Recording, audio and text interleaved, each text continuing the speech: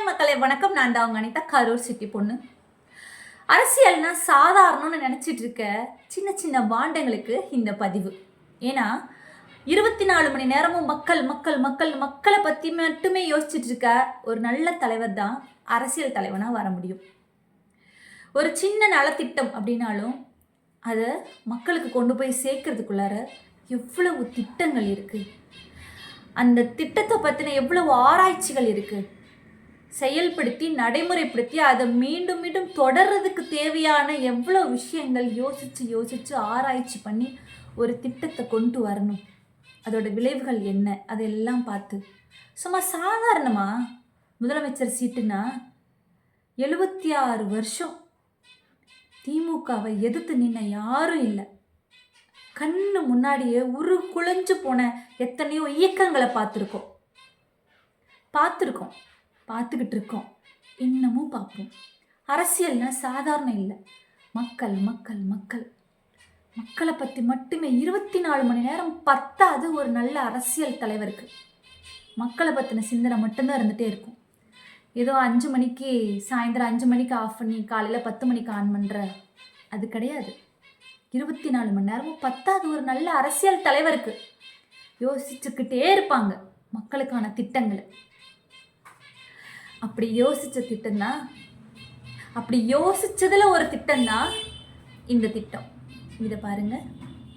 அந்த வால் உடஞ்சிட்டு தான் மொத்த தண்ணி பர்குலேஷன் அபார்ட்மெண்ட்டுக்குள்ள வந்து அந்த வைரல் வீடியோ வந்தது இங்கே தான். ஸோ அதில் இந்த வால் உடஞ்சதே என் கார் மேலே தான். என் கார் தான் அப்படியே ட்ரெண்ட் ஆகிட்டு போயிட்டு இருந்தது. ஸோ நிறைய காரு, நிறைய ப்ராப்பர்ட்டிக்கு டேமேஜ், வெஹிக்குலர் லாஸ், இந்த மாதிரிலாம் எக்கச்சக்கமாக நடந்தது. டோட்டல் லாஸ் ஆயிடுச்சு. ஐடென்டிஃபை பண்ணுறதுக்கே 2-3 நாள் ஆச்சு. இங்கே தண்ணி அடிச்சுட்டு எங்கே போயிருக்கு சொல்லி அந்த மாதிரி நிலைமை. கிட்டத்தட்ட 500 கார் மினிமம் நான் சொல்லுவேன், 500 கார்ஸ். இதுக்கப்புறம் என்னெல்லாம் இனிஷியேட்டிவ்ஸ் எடுத்திருக்காங்கன்னா, லைக் கவர்மெண்டோட நோட்டீஸுக்கு போன உடனே அவங்க cut and cover channel connect பண்ணி விட்டாங்க. இந்த மேடாவாக்கம் பெரிய ஏரியிலேருந்து அணை ஏரியா லிங்க் பண்ணுறது மாதிரியும். ஸோ அந்த சேனலை இன்டர்லிங்க் பண்ணிட்டு, ஸோ இப்போ இந்த வாட்டர் அப்சர்ப்ஷன் கெப்பாசிட்டி நல்லா இருக்கு. அண்ட் கவர்மெண்ட்லேருந்து இப்போ நல்லா சப்போர்ட்டிவாக பண்ணிட்டு இருக்காங்க. கவர்மெண்ட் சைட்லேருந்து NDRF அவங்கெல்லாம் ஃபுல் ஃப்ளெஜ்டாக ஒர்க் பண்ணிட்டு, இங்கே FMF டீம், அப்பார்ட்மெண்ட்டோட லோக்கல் டீம் எல்லாரும் சேர்ந்து ஒரு வாலண்டியர் கமிட்டி மாதிரி 24 hours ஒர்க் பண்ணிட்டு இருந்தாங்க. இந்த சுச்சுவேஷன் 2-3 நாள் கழிச்சுட்டு இட் பிகேம் நார்மலைஸ்ட். ஆனால் 3 நாள் 4 நாள் மக்கள் ரொம்ப கஷ்டப்பட்டாங்க. இந்த தண்ணி வந்தனால லைக் நோ பவர், இந்த சாப்பாட்டுக்கு கூட அவ்வளோ கஷ்டப்பட்டாங்க கிடைக்கிறது. ஸோ இப்போ இந்த ஃபெசிலிட்டிஸ்லாம் கவர்மெண்ட் கொடுத்துட்டு, so this is much better now. பின்னாடி ஏரியை தூர் வர்றாங்களா, அந்த ஏரி தூர் வராதனால தான் ஏரியும் வீடும் சமமாக இருக்கும் தண்ணி எங்களுக்கு. இப்போ அது தூர் வாரி சுற்றி தடுப்பு செவரு போட்டு அது கிளீனாக ஆன பிறகு இப்போ எங்களுக்கு எந்த பாதிப்பும் இல்லை. தண்ணி வர்றதில்ல. ரோட்டில் தண்ணி, மழை பெஞ்ச தண்ணி கூட வடிகால் நீர் வாய்க்காலில் போயிடுது. அவ்வளோ மீன், பாம்பு, அது இதுன்னு வீட்டுக்குள்ளேயே பூந்துடும். பாத்திரம்லாம் மெதுவும். சுத்தமாக எந்த பிரச்சனை பாதிப்பும் எதுவுமே இல்லைம்மா. எதுக்கு நம்ம சும்மா சொல்லுவேன்னா, நல்லா போயிட்டுருக்குப்பா, எங்களுக்கு எந்த ஒரு சிரமமும் இல்லை.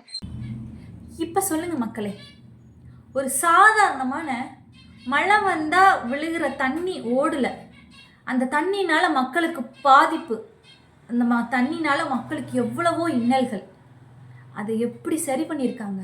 சாதாரண விஷயமா? ஒரு திட்டத்தை செயல்முறைப்படுத்துறது சாதாரண விஷயமா? அது எவ்வளோ பெரிய ஒரு ப்ராஜெக்ட். இதெல்லாம் அறிவார்ந்தவங்க மட்டும்தான் செய்ய முடியும். நம்ம முதல்வர் வழியில் நம்ம 2.0 லோடிங்கில் நம்ம இளம் தலைவர் அண்ணன் உதயநிதி ஸ்டாலின் அண்ணாரி களப்பணி இருக்கேன். இது யாரு செய்வா? தங்கமா வைரமா என்ன சொல்ல, இவன் குணத்துக்கு ஏதும் ஈடு இல்ல. சொந்தமா வந்தமா என்ன சொல்ல, ஒரு ஆபத்து நான் நிப்பா இந்த புள்ள. அண்ணன் நம்ம உதயநிதி அண்ணன் அரசியல் வாரிசு அரசியல். ஆமாம், வாரிசு அரசியல் தான். இளம் தலைவர் அண்ணன் உதயநிதி ஸ்டாலின் அண்ணாருக்கு சமர்ப்பணம். அது இளம் தலைவர் அண்ணன் உதயநிதி ஸ்டாலின் அண்ணாருக்கு கொடான கொடி நன்றிகள். அந்த மழைநீர் வெள்ளத்தில் பாதிக்கப்பட்ட மக்கள் சார்பாக நன்றி, வணக்கம்.